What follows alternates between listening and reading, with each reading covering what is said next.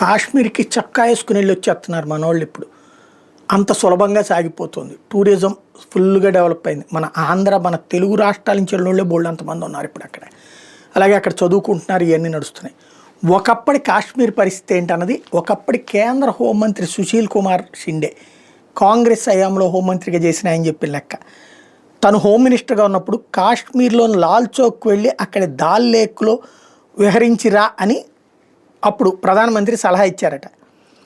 నేను శ్రీనగర్ వెళ్ళాను, చాలా పెద్ద పేరు వచ్చేసింది నాకు, ఇది ఆయన చెప్పుకొచ్చింది. అంటే శ్రీనగర్ వెళ్ళడానికే వణుకు ఆ రోజుల్లో. ఇక ఆ దాల్ లేక్ దగ్గరికి వెళ్ళడం అంటే వణుకు అనమాట. ఇది ఆనాటి పరిస్థితి. అదే ఇవాళ శ్రీనగర్ ఏంటి, మారుమూల ఉన్నటువంటి ప్రాంతాలకు కూడా సరదాగా తిరిగి వచ్చేస్తున్నారు మనోళ్ళు. వైష్ణోదేవి టెంపుల్ లేకపోతే ఇంకోటి అన్నటువంటిది.